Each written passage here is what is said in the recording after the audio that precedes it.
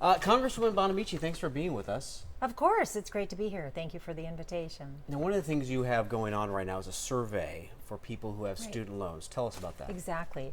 I am a member of the Education and Labor Committee where we work on education issues and continually hear from people across Northwest Oregon about the struggles of student debt for higher education. Higher education is a good investment. Right? It's a good thing to do to make sure that anyone who wants to go to college can go to college and afford it. Recently, I was speaking with students about how their student debt is not only making them struggle, but also their families struggle. So we decided to do a survey, and that's available on my website, and get information from people about how it's really affecting them. And we can use those stories to work on legislation. The Higher Education Act is the comprehensive higher education policy. So we have more than 200 responses so far, and we're hoping for more.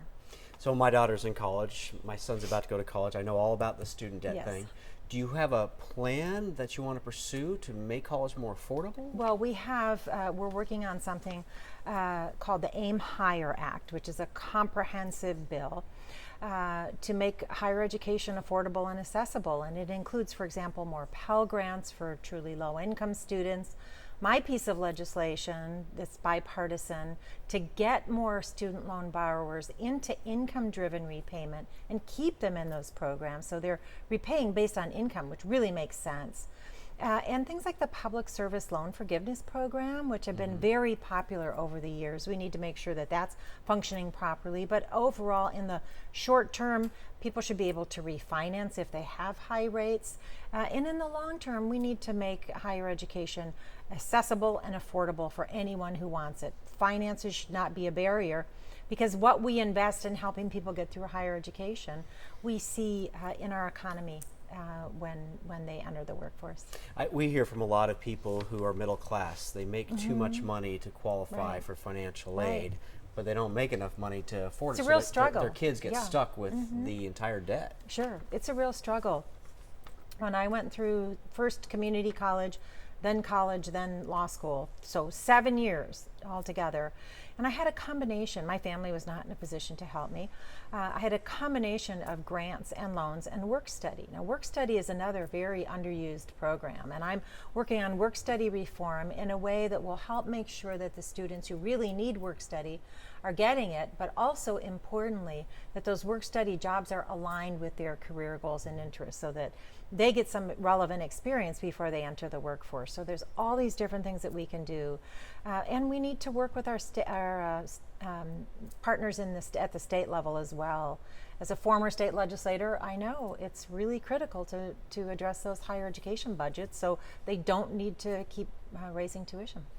When you come back and you go through your district, what's the number one complaint that you get from your constituents? What are they upset about most? It really does vary. I do want to say that over the last year and a half to 2 years, we've seen a real sharp increase in the number of people coming to town hall meetings, and I have another series coming up in October. I think right now, in the long term, it's been access to health care, and really the economy is not working for everyone. Those concerns about, people just struggling. They're trying to save for their kids to go to college. They're trying to save for retirement. Housing costs are high. Then if they have childcare expenses, and then you add on they're taking care of elderly parents, it's just too many people are struggling. So I think those are issues, but healthcare is a really big issue. And then also within the last 2 years, people are really concerned about the Trump administration. Honestly, they're concerned about what is our standing in the world, and is the president profiting from his position, and what's happening with our farmers and agriculture, and just so many questions. I was going through your Facebook post to see what you're posting about. And don't read the comments. All right, I was going to say, you read the comments, and no, I'm not supposed to do that. Vitriol. Yes. I mean, people are so. One person says something awful about you, then the next person defends you, then the next person says something awful about the president. It's really disheartening when you try to think about cooperation and moving the country forward. Right. One of the people said, "Why don't you, or Democrats, give the president props for, say, the economy?" Can you answer that? If the president does something that I think is good for the country, I will absolutely call that out. He signed my Tsunami Warning Education Research Act, and I gave him credit for doing that. But right now, you mentioned the economy, for example. The economy is not working for everyone. And his policies are helping a few people, but they're not helping the people who really need it. We're not giving, the economy is just not working for everyone. You think there's people lost in the economy? I think a lot of people are. Yeah, it's just not working for everyone. And now we're hearing signs of maybe heading toward another recession, and that really concerns me. So, look, I work on a bipartisan basis in Congress. I always have since the day I got there, and that's the way I approached my work in the state legislature as well. And so when I work on these pieces of legislation, I build bridges. I work with some of the most conservative people in Congress, but they're not putting our country in danger like this president is. So there seem to be, or you folks, when I talk to Congressman Walden and Schrader, and you folks talk about cooperation and things are getting done, but there's these giant issues that are dividing us. I was talking to Congressman Walden about gun control, and his concern is that a farmer in eastern Oregon who has to use a shotgun to take care of an animal that's attacking his livestock, that he'll be in trouble. How do you bridge that gap? Yeah. Well, we need to talk about what's happening in reality. Nobody's interested in taking a shotgun away from a farmer who's using it to protect his. But there's people that don't believe that. Yeah. How do you? I do town hall meetings. I go out into the rural communities as well as the urban communities, and I talk about what it means to have universal background checks, for example. And here in Oregon, we have pretty good background checks, but that's not the case in many states across the country. What does it mean to have extreme risk protection orders like we have here in Oregon to make sure someone who's really dangerous doesn't have a gun? We're not talking about a farmer with a shotgun. We're not talking about responsible gun ownership. That's not what it is. We're talking about why parents feel the need to have to buy bulletproof backpacks for their kids. When I talk to kids going to high school who say, the first thing I do when I get to school is I try to figure out where I can hide and how I can escape. Nobody wants a world like that. Nobody wants a community where we can't feel safe going to a shopping center or a place of worship, or kids can't feel safe going to school. And when I found out my son, that there was a hit list at my son's school, and I talked to the superintendent and confirmed it was true. It's just so unsettling. It's really unsettling. What do you think is going to happen when you get back to Washington, D.C.? Is gun control or gun reform, is it going to move forward? Is it going to change, or is it going to fall back into the trenches that it usually does? I can tell you that based on what I hear from my constituents, based on what most of the people in this country want, the Senate should take up universal background checks. It's an important key step. It already passed the House.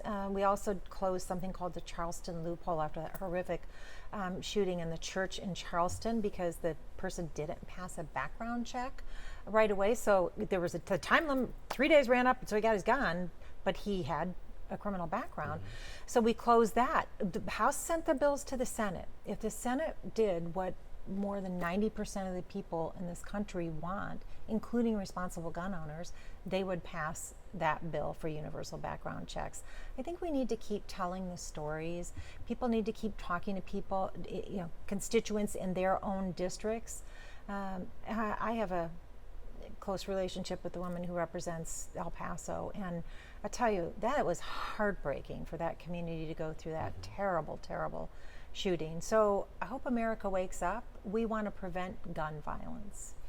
Every lawmaker that I've talked to recently at the federal level talks about opioids. Right. I know that's a big thing for you. It is, yeah. What are you doing to address that? We had a series of listening sessions around Northwest Oregon where I heard from people who were struggling with addiction, people who are providers of health care, people who are in the criminal justice system. And I tried to identify where the gaps were. And one of the things I saw, in addition to needing, of course, we absolutely need more treatment. I know we've seen some responsible changes with prescription privileges, or prescription practices, but there are not enough safe disposal sites. So people have, if they're prescribed opioids, and I hear story after story about, get out of surgery and you pick up your pain medication and you might need 3, maybe you don't, but you get a bottle of 100 or 200 or sometimes 300. What do you do with those? People know they're not supposed to put them in the trash. And when you look at the percentage of people who get addicted because they got the opioids from someone who had them in a cabinet or at home, it's pretty shocking.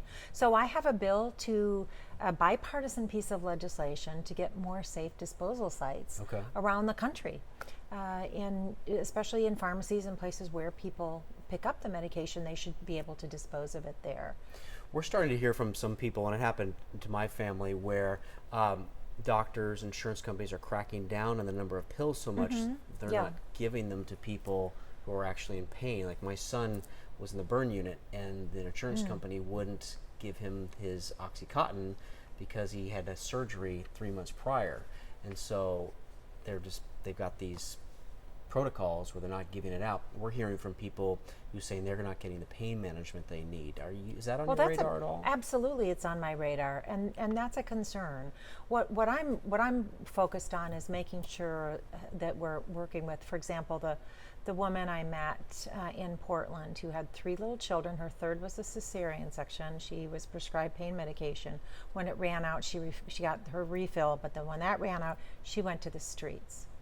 And got addicted and lost her children for a while and had to go through treatment and had a hard time, but now has her children back and she has a job. We don't want people going through situations like that. We absolutely need to make sure that people get treatment for pain and the medication they need for pain.